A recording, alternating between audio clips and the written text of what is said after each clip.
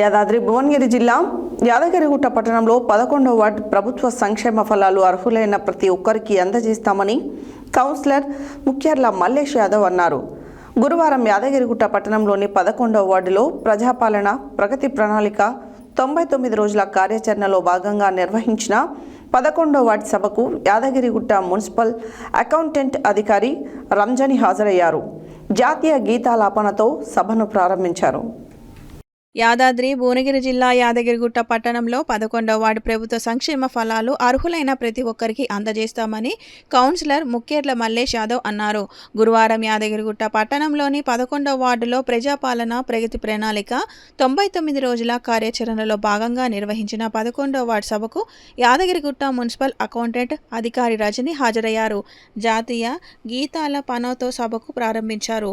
Councillor ముఖ్యర్ల Mallesh మాట్లాడుతూ తెలంగాణ ప్రభుత్వం అమలు చేస్తున్న సంక్షేమ ఫలాలు ప్రతి అర్హుడికి చేరేలా చూడడం జరుగుతుందని అన్నారు.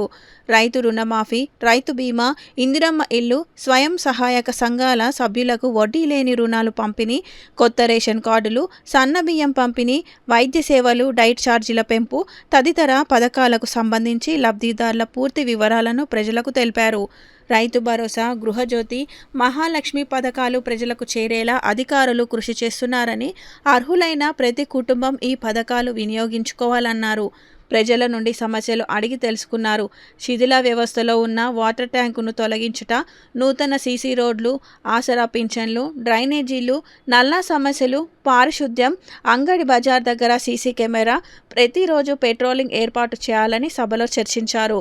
ఈ వార్డు సభలో DCC doctor cell chairman Giridhar, DCC జిల్లా కార్యదర్శి ఎండి సలీం, కాంగ్రెస్ పార్టీ నాయకులు శివ నాగేందర్, రాజు, శ్రీను, సలాం, గౌలిగర్ రాజేష్, పులుగం శోభారాణి పాల్గొన్నారు.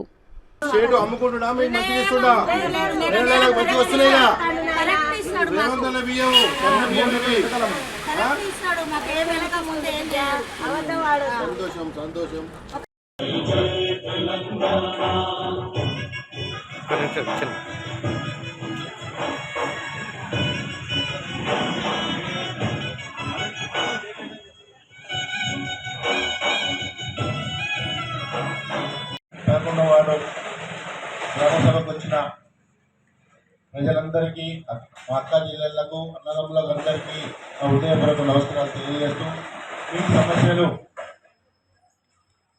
మీకు మున్సిపాలిటీ నుంచి కానీ మా ప్రభుత్వం నుంచి మీకు ఏమైనా అందుతున్నాయా, అందుతలేవా, అందుకే అందినట్టుగా చెప్పడము, అందకపోతే మాకు ఈ సమస్య ఉందని ఈ గ్రామ సభలో మీరు అందరూ విన్నపించుకోవాలని కోరుతున్నాము. వార్డు సభ్యులకి అందరికీ నమస్కారం. ఇక్కడ వార్డు ఏమేమి సమస్యలు ఉన్నాయో వాటి గురించి చర్చించుకోవడానికి మనము ఈరోజు వార్డు సభ అనేది నిర్ణయించుకున్నాము. వీటి గురించి ఒకసారి మన కౌన్సిలర్ గారికి మాట్లాడాలి.